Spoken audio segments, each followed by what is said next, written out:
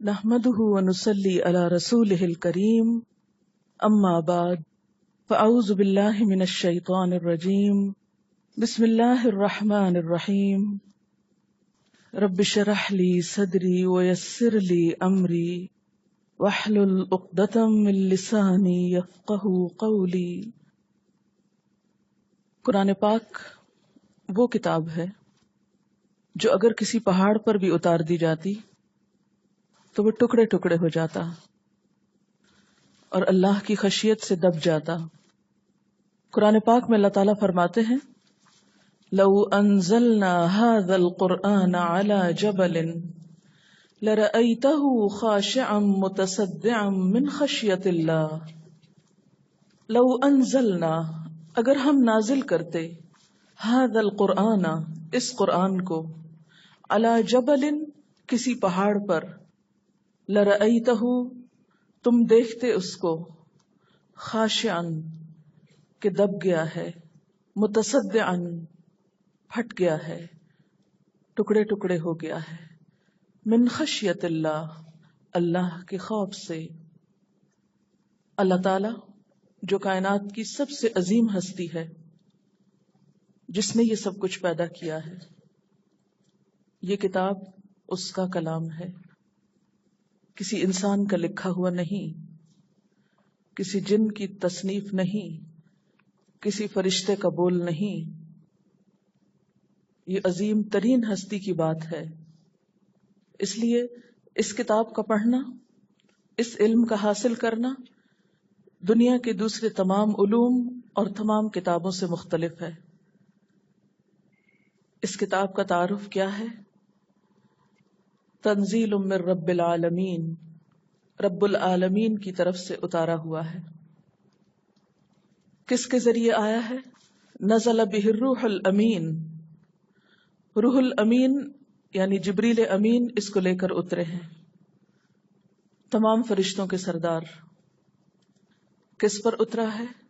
رسول اکرم صلی اللہ علیہ وسلم پر، علی قلبک، آپ کے دل پر۔ کیوں اترا ہے؟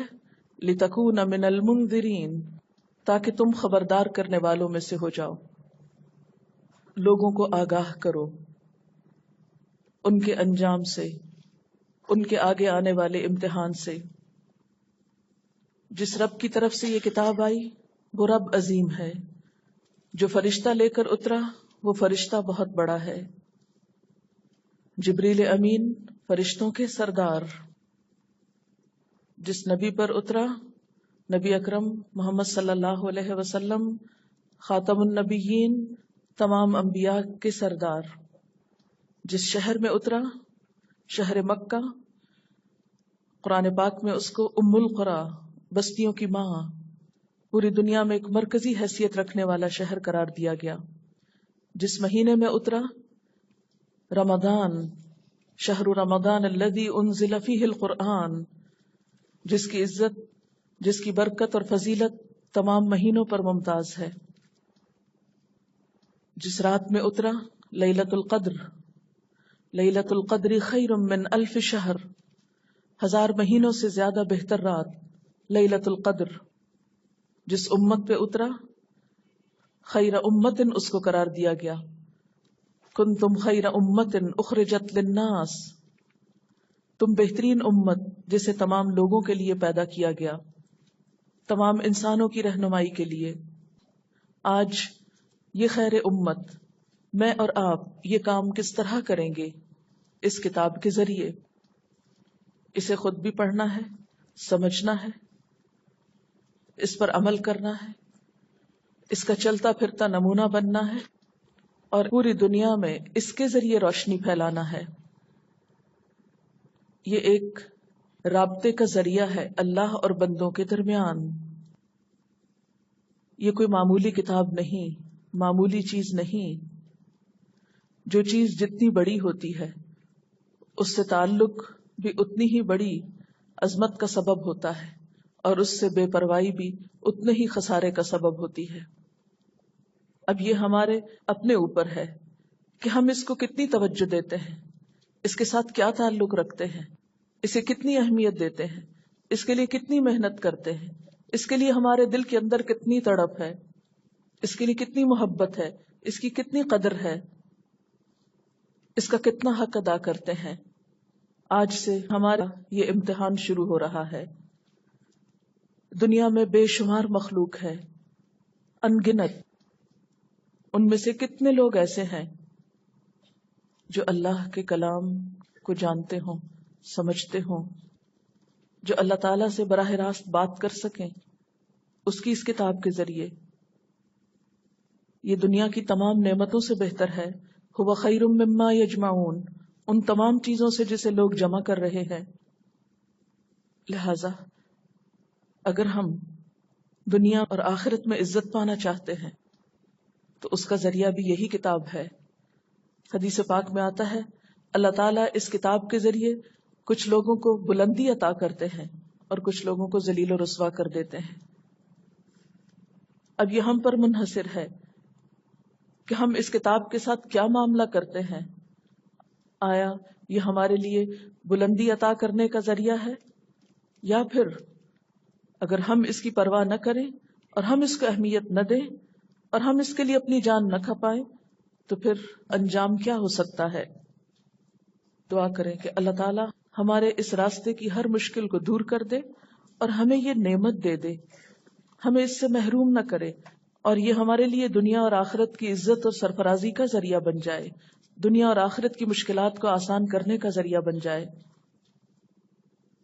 اب ہم دیکھتے ہیں کہ اس کو پڑھنے کا طریقہ کیا ہوگا، انسانوں کا بتایا ہوا یا خود اللہ تعالیٰ کا بتایا ہوا. اس کے سیکھنے کے لیے ہمیں پھر اللہ تعالیٰ سے ہی رہنمائی حاصل کرنا ہے اور دیکھنا ہے کہ کون سا ایسا طریقہ ہے کہ جس کے ذریعے صحیح معنوں میں فائدہ اٹھا سکیں. سیکھنے کے لیے سب سے پہلی چیز، پہلا عمل خاموشی. اللہ تعالیٰ فرماتے ہیں وَإِذَا قُرِئَ الْقُرْآنُ فَاسْتَمِعُوا لَهُ وَأَنصِتُوا، سورۃ الاعراف آیت 204. جب قرآن پاک پڑھا جا رہا ہو تو اسے پوری توجہ سے سنو اور خاموشی اختیار کرو. تو پہلا کام اور پہلا مرحلہ مکمل خاموشی. کیسی خاموشی؟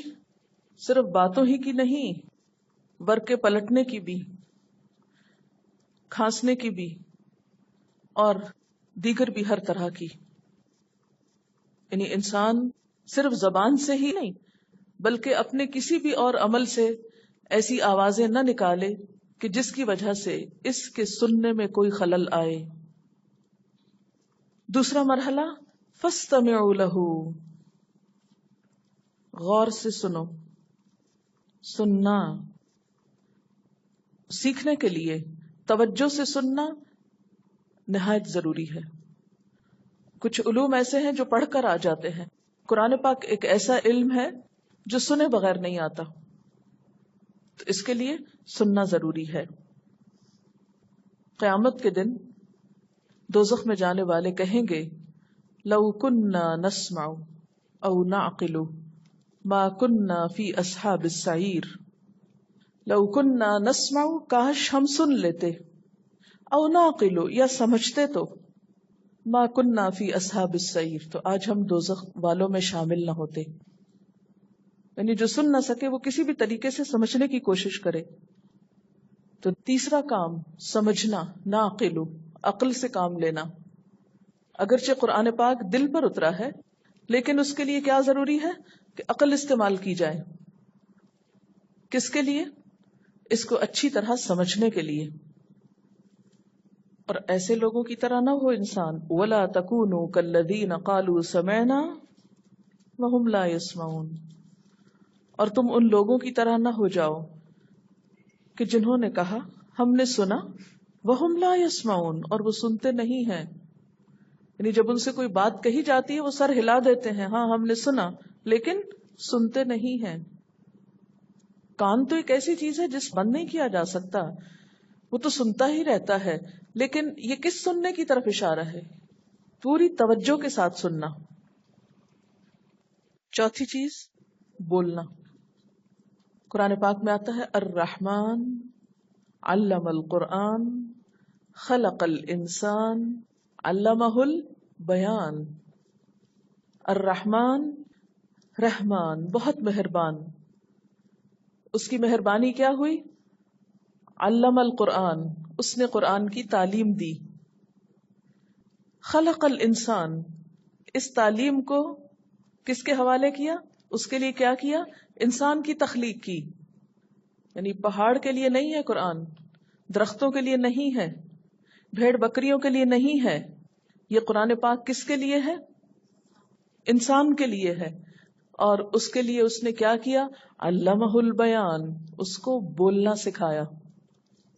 تو جب تک آپ سننے کے بعد اس کو بولیں گے نہیں، بول کر یاد نہیں کریں گے، بول کر سنائیں گے نہیں، اپنے منہ سے نکالیں گے نہیں، اس وقت تک یہ نہیں آئے گا. لسننگ، اور پھر لسننگ کے بعد جو بات اندر گئی اس کو ایکسپریس کرنا، اس کو بولنا. اور کیا ہوتا ہے سیکھنے کے لیے؟ لکھنا. لکھے بغیر سیکھا نہیں جا سکتا. قرآن پاک میں اللہ تعالیٰ فرماتے ہیں اقرأ بسم ربک الذی خلق، پڑھو اپنے رب کے نام کے ساتھ جس نے پیدا کیا. خلق الانسان من علق، اس نے انسان کو جمے ہوئے خون سے پیدا کیا. اقرأ وربک الاکرم، پڑھو اور تمہارا رب بہت کرم کرنے والا ہے، بہت عزت والا ہے. الذی علم بالقلم، الذی علم بالقلم، وہ جس نے قلم کے ساتھ علم سکھایا. یہ کچھ باتیں ایسی ہیں جو آپ کے رب نے آپ کے لیے سجیسٹ کی ہیں. یہ آپ کا اور آپ کے رب کا معاملہ ہے. اس نے بتایا، اسی نے جواب لینا ہے، اسی نے حساب لینا ہے. ریڈنگ، رائٹنگ، لسننگ، یہ سارے سکلز استعمال ہوں گے جب جا کر قرآن آئے گا. یہ ساری سٹیجز میں بتا رہی ہوں کہ آپ کے اوپر اب کیا ذمہ داریاں عائد ہوتی ہیں، آپ لوگوں نے کیا میتھڈالوجی استعمال کرنی ہے، آپ کو یہ قرآن پاک آگے رکھ کے اس کا حق کیسے ادا کرنا ہے. قلم کے بغیر نہیں آنا، کتاب کے بغیر نہیں آنا، کان اور آنکھیں بھی ساتھ لانی اور دماغ یہی رکھنا ہے، دل حاضر رکھنا ہے. سورۃ قاف کی آیت ہے ان فی ذلک لذکری لمن کان لہ قلب او القی السمع وہو شہید. ان فی ذلک، بے شک اس کتاب میں، لذکری، البتہ ایک یاد دہانی ہے، نصیحت ہے، لیکن کس کے لیے؟ لمن کان لہ قلب، جس کے پاس دل ہو، او القی السمع، یا وہ کان لگائے، وہو شہید، اور وہ حاضر ہو. حاضری صرف رجسٹر کی حاضری نہیں، دل دماغ کی حاضری، ہر لحاظ سے پریزنٹ. ٹھیک ہے؟ تو کوئی ایبسنٹ تو نہیں اس وقت؟ کوئی سو رہا ہو، کوئی کھا رہا ہو، کوئی کچھ اور لکھ رہا ہو، کارٹون بنا رہا ہو کاپی کے اوپر، لکھ کے کسی سہیلی سے باتیں کر رہا ہو. چیک کر لیجئے اپنے آپ کو، اپنی اٹینڈنس خود لگا لیجئے کہ اللہ کی کتاب کی اس محفل میں آپ کیا کر رہے ہیں. اپنے اوپر چیک خود رکھیے. اچھا ایک اور بات بتائیے، اپنی اس کلاس کا، اپنی اس پریزنس کا کتنے پرسنٹ دیں گے اپنے اللہ کو؟ کچھ لوگ حاضر ہیں، حاضر ہوں گے، لیکن 100% ہوں گے، پورے نمبر روز لے کے جائیں گے. کچھ آئیں گے لیکن 90% حاضر ہوں گے، 10% ایبسنٹ. کچھ 50%، کچھ 10%، اور کچھ خالی آئیں گے، خالی جائیں گے. بتائیے آپ کہاں کھڑے ہیں؟ اپنے آپ کو تلاش کیجئے. اللہ تعالیٰ کے خزانے بہت وسیع ہیں. یہ آپ کے اپنے اوپر ہے کہ کتنا دامن پھیلاتے ہیں، کتنا برتن بھرتے ہیں، کتنا ڈالتے ہیں اس میں سے. یہ خزانہ آپ بٹنے والا ہے، آپ کو، آپ پہ ڈپینڈ کرتا ہے کتنا لے کے جاتے ہیں، کتنا سنبھالتے ہیں. پھر صرف لے کے جانے کی بات نہیں، سنبھالنے کی بھی ہے، اور پھر آگے کتنا بانٹتے ہیں. اللہ تعالیٰ نے قرآن پاک عربی زبان میں اتارا. ہم اردو بولنے والے اس لحاظ سے خوش قسمت ہیں کہ قرآن پاک میں کل الفاظ جن کی بار بار ریپیٹیشن ہوتی ہے وہ 1600 ہیں، 1600 ورڈز ہیں جن کو ڈفرینٹ شیپس میں لایا جاتا ہے. ان میں سے تقریباً 1200 الفاظ 1200 ورڈز روزمرہ اردو میں بھی استعمال ہوتے ہیں. 400 لفظ ایسے ہیں جو عام استعمال میں نہیں آتے. تو گویا آپ کو بنیادی طور پر محنت کیا کرنا ہے 400 لفظ سیکھنے کی. بس مشکل صرف یہ ہوگی کہ شروع میں ان الفاظ سے مانوس ہوتے ہوئے وقت لگے گا، جو بے شک اردو میں ڈفرینٹ شیپس میں استعمال ہوتے ہیں. جب آپ ان سے مانوس ہو جائیں گے تو اس کے بعد وہ آپ کے لیے کام بہت آسان ہو جائے گا، اور انشاءاللہ آپ کو بتایا بھی جائے گا کہ کہاں کہاں یہ لفظ اردو میں کس طرح استعمال ہوتے ہیں. قرآن پاک شروع کرنے سے پہلے اعوذ باللہ من الشیطان الرجیم پڑھی جاتی. ایسا کیوں کیا جاتا ہے؟ اس لیے کہ قرآن پاک میں ہی اللہ تعالیٰ فرماتے ہیں فَإِذَا قَرَأْتَ الْقُرْآنَ فَاسْتَعِذْ بِاللَّهِ، جب تم قرآن پاک کو پڑھو تو اللہ تعالیٰ کی پناہ طلب کرو. کس سے بچنے کے لیے؟ من الشیطان الرجیم، شیطان مردود سے بچنے کے لیے. شیطان کون ہے؟ شیطان ہمارا دشمن.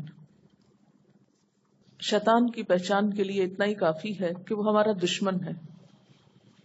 جب اللہ تعالیٰ نے ہمیں پیدا کیا تھا تو فرشتوں کو، جنوں کو حکم دیا تھا کہ وہ انسان کو سجدہ کریں.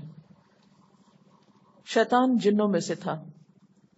کان من الجن ففسق عن امر ربہ، اس نے اپنے رب کے حکم کی نافرمانی کی اور انسان کو سجدہ کرنے سے انکار کر دیا اور بولا انا خیر منہ، میں اس سے زیادہ اچھا ہوں. خلقتنی من نار وخلقتہ من طین، مجھے تو نے آگ سے پیدا کیا، اس کو مٹی سے بنایا، میں اس کے آگے نہیں جھکوں گا. بنیادی طور پر وہ انسان سے حسد کا شکار ہوا، اس لیے انسان کے آگے نہیں جھکا. تکبر کا شکار ہوا، انا کا شکار ہوا، اور اس روز سے انسان کا دشمن بن گیا. اس کی دشمنی کیا ہے؟ کہ میں انسان کو اللہ کے راستے پہ چلنے نہیں دوں گا. اللہ تعالیٰ نے انسان کو پیدا کیوں کیا؟ فرمایا وما خلقت الجن والانس الا لیعبدون، میں نے جن و انس کو اپنی عبادت کے لیے پیدا کیا ہے. مجھے اور آپ کو اللہ تعالیٰ نے اپنے لیے پیدا کیا. یہ سب چیزیں جو دنیا میں نظر آتی ہیں یہ ہمارے لیے، اور ہمیں اللہ تعالیٰ نے اپنے لیے بنایا. شیطان جو ہمارا دشمن ہے وہ چاہتا ہے کہ انسان جس کام کے لیے بنایا گیا ہے وہ کام نہ کر سکے، جس مقصد کے لیے پیدا کیا گیا ہے وہ مقصد پورا نہ کر سکے. اس لیے وہ انسان کے راستے میں رکاوٹیں پیدا کرتا ہے. چھوٹی سی مثال سے میں آپ کو سمجھاؤں گی یہ بات. ہم اس وقت کہاں پر ہیں دنیا میں؟ ہم سب ایک سفر کر رہے ہیں آخرت کی طرف. اور آخرت میں کیا ہونا ہے؟ حساب ہونا ہے نا. وہاں ہماری ملاقات ہونی ہے اللہ تعالیٰ سے. وہاں ہم سے پوچھا جائے گا کہ جو کچھ تمہیں دیا تھا، کان، آنکھ، دل، دماغ، کھانے پینے کی نعمتیں، زندگی، وقت، مال و دولت، کیا کچھ نہیں ملا. وہاں پوچھا جائے گا ان سب چیزوں کو کیا اللہ کی مرضی کے مطابق استعمال کیا ہے؟ جس نے دیا تھا اس کی مرضی کے مطابق استعمال کیا یا اس کے خلاف استعمال کیا؟ مثلا آپ نے اپنے بچے کو باہر پڑھنے کے لیے بھیجا، اس کو کچھ پیسے دیتے ہیں کہ جاؤ جا کر یہ ڈگری کرو، پیسے ہم بھیجیں گے، پڑھو تم. اور اگر وہ بچہ جا کر وہاں ان پیسوں کو عیش و عشرت میں لٹا دے اور خالی ہاتھ واپس آ جائے، کیا آپ حق رکھتے ہیں اس سے پوچھیں پیسے کہاں کیے، کیوں نہیں پڑھا؟ کیا آپ ایسے بچے کے گلے میں پھولوں کے ہار ڈالیں گے جو بغیر ڈگری کے واپس آئے سب پیسہ لٹا کر؟ نہیں ڈالنے چاہیے آپ کو، آپ کا بچہ ہے. آپ کیوں اتنے ظالم ہیں، اپنے بچے کو ناراض ہو رہے ہیں؟ کیا ہوا اگر اس نے پیسے گنوا دیے؟ ایسے ماں باپ ہیں آپ. اتنا بھی نہیں برداشت ہوا کہ بچہ آپ کا ہے، آپ کو کوئی محبت نہیں اس سے. آخر اس نے اپنی خوشی کے لیے سب کچھ خرچ کیا، اور آپ کی خوشی کس میں ہونی چاہیے؟ اپنے بچے کی خوشی میں. تو جب بچہ خوش رہا 4 سال پیسے ضائع کر کے، تو آپ کو کیا پریشانی ہے؟ ٹھیک نہیں؟ غلط کہاں سے؟ آپ پھر ظالم ہیں. آپ کو کوئی محبت نہیں اپنے بچے سے، کوئی ہمدردی نہیں. یا پھر آپ اگر اپنے بچے کو پیسے دے کر بھیجتے ہیں جاؤ پڑھو، اور وہ جا کر پڑھتا ہے اور جس مقصد کے لیے آپ نے اس کو بھیجا وہ پورا کرتا ہے اور پھر کامیاب ہو کر لوٹتا ہے، اور پھر آپ خوش ہوتے ہیں اور وہ بھی خوش ہوتا ہے، تو اصل خوشی کس میں ہے؟ اسی میں ہے نا. بس آپ یوں ہی سمجھ لیجیے. ایک بات یاد رکھیے کہ اللہ تعالیٰ سے ہم کسی انسان کو تشبیہ نہیں دیتے. تشبیہ ہوتا ہے بعین ہی دو چیزوں کا ایک دوسرے سے ملتے جلتے ہونا، لیکن جو مثال ہوتی ہے اس میں صورت واقعہ جو ہوتی ہے وہ ملتی جلتی ہوتی ہے. وہ دو چیزیں، مثلا انسان، مثلا ماں باپ اور اللہ تعالیٰ باہم ملتے جلتے نہیں ہے، ایک کو دوسرے سے تشبیہ نہیں دی جا رہی، مثال دی جا رہی ہے. مثال میں صورت واقعہ ملتی جلتی ہے، دو ہستیوں کا کمپیریزن نہیں ہے. اس لیے کہیں آپ کے دل میں یہ جائے کہ ہم انسانوں کو اللہ تعالیٰ کے نعوذ باللہ برابر قرار دے کے یہ مثالیں آپ سے کر رہے ہیں، ٹھیک ہے؟ تو تشبیہ اور مثال کا فرق آپ کو معلوم ہونا چاہیے. اب آپ دیکھیے کہ آپ تو صرف چند ڈالر دے کے بھیجتے ہیں نا بچے کو امریکہ پڑھنے. اللہ تعالیٰ نے آپ کو کیا دیا؟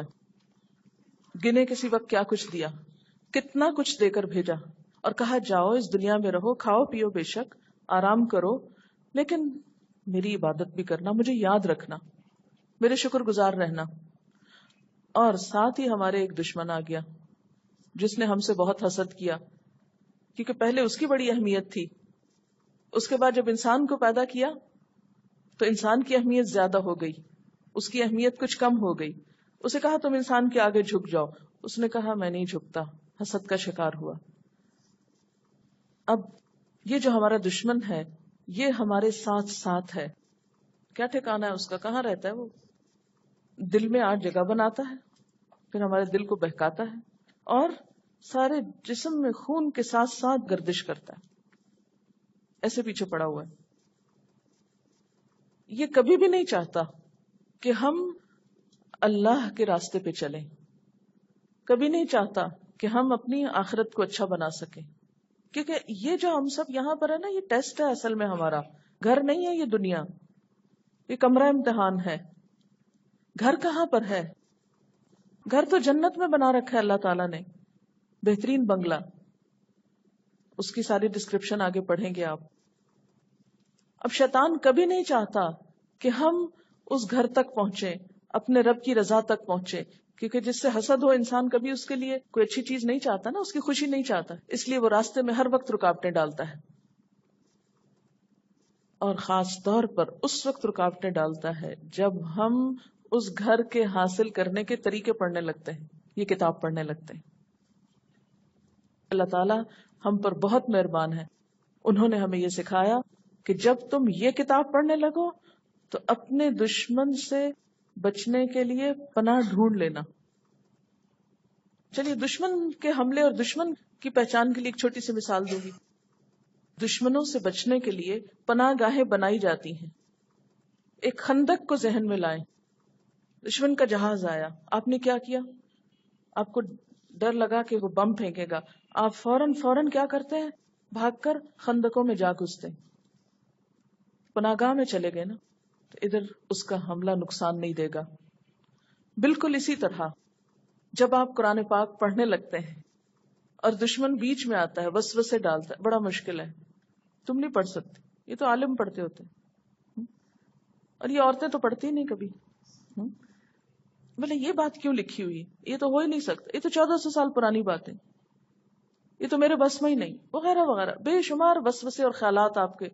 ارے بڑا مشکل راستہ ہے، یہ تو سبق یاد کرنا پڑے گا، پھر ٹیسٹ بھی یہاں تو ہوں گے، اور بچے تمہارے خوار ہو جائیں گے، اور میاں ناراض ہو جائے گا، اور کیا پتا تمہیں کوئی عمل بھی بدلنا پڑ جائے، اور پھر اس کی توجہ تم سے ہٹ جائے گی، اور پھر تمہاری بچوں کی شادی شاید نہ ہو سکے، اور معلوم نہیں کیا کچھ. اتنے کچھ وسوسے ڈالے گا کہ آپ کہیں گے یہ میرے تو بہت مشکل، میں اتنی آزمائشوں کے قابل نہیں ہوں، میں اس کے بغیر ہی بھلی. کیونکہ یہ سب خوف ستاتے ہیں نا انسان کو کہ نہیں ہے. چلیے بتائیے آپ کو کیا کیا خوف لاحق، آپ کو کیا ڈر لگ رہا ہے قرآن پاک پڑھنے سے پہلے؟ عمل کرنا پڑے گا، کہیں بیچ میں نہ رہ جائے، دنیا والے ہم کو مولوی کہیں گے اور معلوم نہیں کیا کہیں گے. ابھی تک تو پتہ نہیں تھا اور اب پتہ چل گیا اور پھر عمل نہیں کیا، پھر تو بڑی پکڑ. اس لیے بہتر ہے پتہ ہی نہ چلاؤ، بچے رہو. حجاب کرنا پڑے گا. زندگی میں بہت تبدیلی آ جائے گی، روٹین بدل جائے گی، بچوں کی تربیت میں کوتاہی ہو جائے گی، نوکر نہ بھاگ جائے تو پھر کام بھی خود کرنے پڑ جائیں گے. دوسرے ہر وقت ہم کو جج کریں گے کہ ہم کہاں کہاں غلطی کر رہے ہیں، ہر وقت ہم دوسروں کے لیے ایک وہ بن جائیں گے. اسلام کو یوز کرتے ہیں اور تم ان کے پھندے میں پھنسنے جا رہی ہو. بیٹھ بیٹھ کے موٹے نہ ہو جائیں. لوگوں کو نگلیکٹ ہونے کا فکر ہے، ایذا دینے والی باتیں کریں گے، یعنی لوگ ہم کو ستائیں گے. چلیے اب ذرا ان ساری باتوں کو، یہ جتنی بھی چیزیں ہیں ہمارے اوپر سمجھیے کہ وہ شیلز کی طرح آ رہی ہیں نا، اور ہم ڈرے بیٹھے ہیں. ان کی ذرا حقیقت معلوم کر لیجئے کہ ان سب کی حقیقت کیا ہے. ان سب کو انالائز کیجئے اب اپنے خوفوں کو. خوف کا تعلق کس سے ہوتا ہے؟ باہر سے یا اندر سے؟ اپنے دل کو آ کے لگتا ہے نا، ہم کو آ کے محسوس ہوتا ہے. تو خوف سے بچنے کے لیے پھر کیا کرنا ہوتا ہے؟ کس کو مضبوط کرنے کی ضرورت ہے؟ دل کو مضبوط کرنے کی ضرورت ہے نا. بہت سارے خوف جو ہیں ان کی حقیقت کیا ہے؟ وہم، ہمارے اپنے خیالات اور سب سے بڑھ کر شیطان کے وسوسے. اچھا، آپ کو اپنی کہی ہوئی کتنی باتیں یاد رہتی ہیں؟ مثلا آپ نے زندگی بھر کس کس کو کتنے ریمارکس دیے، کچھ یاد ہے؟ تو کیا لوگوں کو ہر وقت یاد رہتا ہے کہ انہوں نے آپ کو کیا کیا کہا تھا؟ اور کیا ان کی رائے ہمیشہ ایک ہی رہتی ہے؟ چلیے کسی کو چھوڑیے، اپنے کو پوچھئے، ایک دن آپ نے کسی کو کچھ کہا، کیا ساری زندگی کے لیے وہی چیز ہو گئی؟ اگلے دن آپ کیا کرتے ہیں؟ ایک شخص آج آپ سے محبت کا اظہار کر رہا ہے، کل کیا کرے گا؟ غصے کا اظہار کرے گا، اگلے دن پھر کسی اور چیز کا اظہار کرے گا، اگلے دن کسی. پرماننٹ تو کچھ بھی نہیں ہے. کچھ آج جو کہہ رہے ہیں آپ اپنے بچوں کو نگلیکٹ کر رہے ہیں، تو کیا ان کو یہ معلوم نہیں ہے کہ جو کچھ آپ پڑھ رہے ہیں اپنے بچوں کے لیے ہی پڑھ رہے ہیں؟ اگر آپ اپنے بچوں سے صحیح بہیو کرنا سیکھ جائیں، ان کا حق ادا کرنا سیکھ جائیں، ان کی خیرخواہی سیکھ جائیں، ان کی تربیت کرنا سیکھ جائیں، تو کیا یہ لاس ہے؟ آپ اس وقت گھر پر ہوتے تو آپ میں سے کتنے لوگ اپنے بچوں کو گود میں اٹھا کے بیٹھے ہوتے؟ ہارڈلی کوئی ایک آدھ. کیا سارا دن ایک ماں بچے کو گود میں ہی اٹھائے بیٹھی رہتی؟ کیا وہ اسکولوں میں پڑھنے نہیں جاتے؟ کیا جب وہ ہوم ورک کرتے ہیں تو سارا وقت آپ کے گھٹنے کے ساتھ چمٹ کے بیٹھتے ہیں یا آپ ان کے ساتھ بیٹھتے ہیں؟ جو لوگ کہتے ہیں کہ قرآن پڑھ کر پھر تمہارے بچوں کی شادیاں نہیں ہوگی، تم بہت مذہبی ہو جاؤ گی، تو کیا جتنے لوگ غیر مذہبی ان سب کے بچوں کی شادیاں ہو چکی ہیں؟ سب کی ہو گئی. جتنے بھی خوف ہیں ان سب کو آپ خود انالائز کر لیں، یہ اس سے زیادہ کچھ نہیں کہ شیطان کا وسوسہ ہے. ہوا کے جھونکے ہیں. ہوا کبھی ٹھہری کہیں؟ کبھی روکے اس کو؟ ہوا کا جھونکا کیا ہوتا ہے؟ آتا ہے چلا جاتا ہے، کبھی گرم آ گیا کبھی ٹھنڈا آ گیا. ٹھنڈے جھونکے سے کون متاثر ہوتا ہے؟ بچے یا بوڑھے؟ کیوں؟ امیونٹی کم ہوتی ہے، کمزور ہوتے ہیں. گرمی بھی جلدی انہی کو لگتی، سٹروک ہو جاتا ہے. اپنے اندر طاقت نہیں. جس کے اپنے اندر ریزسٹنس ہو، جو خود ایک قلعے میں بند ہو، اسے کیا چیز کوئی نقصان دے گی؟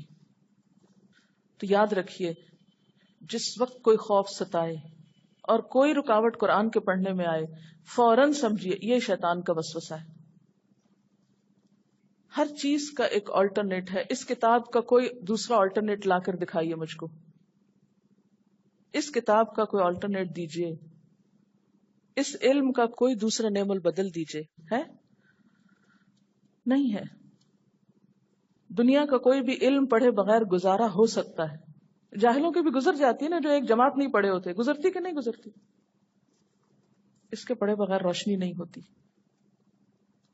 کیوں؟ اس لیے کہ خود اللہ تعالیٰ فرماتے ہیں ہوا خیر مما یجمعون، یہ کتاب ان سب چیزوں سے بہتر ہے جسے لوگ جمع کر رہے ہیں. اس جیسی کوئی چیز نہیں. جس کے پاس یہ نہیں وہ بہت بڑی نعمت سے محروم ہے.